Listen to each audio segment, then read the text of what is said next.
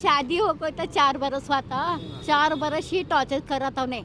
बाद में हमारी बेटी अपने चाचा को फ़ोन लगाती थी ने, तुम्हें आने वाले क्या, मैं मेरे बाद में आने वाले कर को बोलती थी। बाद में उसे 1-2 बार टाइट करे थे। टाइट करने में बाद में छोरी का सिम तोड़ा, फ़ोन काट लिया। फ़ोन भी न था उसके कने क्या भी।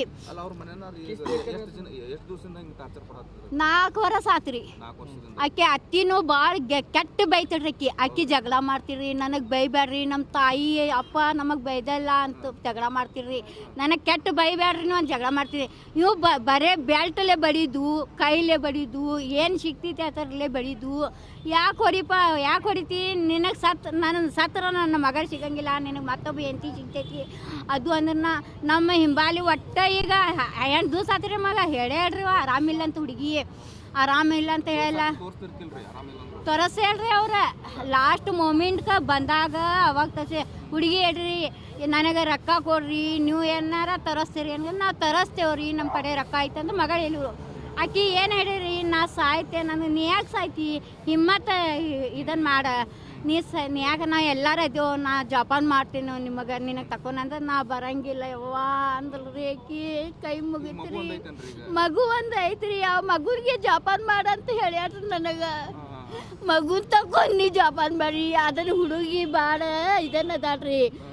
ಅದಕ್ಕಾಗಿ ಅವ್ರ ಹುಡುಗಿ ಹಿಂಬಾಲೆ ನೆಗ್ಯಾನಿ ಅತ್ತಿ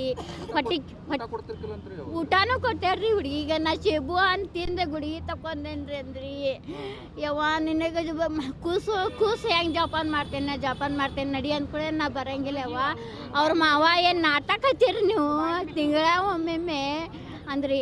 ಅತ್ತಿ ಏನು ಸಸಿ ತಿರ್ದೆಲ್ಲ ಮಗರ್ ತಿದ್ದೆ ಅಂದ್ರೆ ಅವ ನಾವು ಹಡದ ನಾವು ಜಪಾನ್ ಮಾಡ್ಯಾರ ನಾವು ಕರ್ಕೊಂಡು ಹೋಗ್ತೇನೆ ನಾ ಕಳ್ಸಂಗಿಲ್ಲ ಅಂದ್ರಿ ಅವ್ರು. ಹುಡುಗಿಗೆ ನಮಗೆ ಜಪಾನ್ ಮಾಡಂದ್ರಿ, ಬರೇ ಬೆಲ್ಟ್ಲೇ ಹೊಡಿತೀರಿ. ಆಕೆ ಅತ್ತಿನೂ ಕೆಟ್ಟ ಬೈತೀರಿ.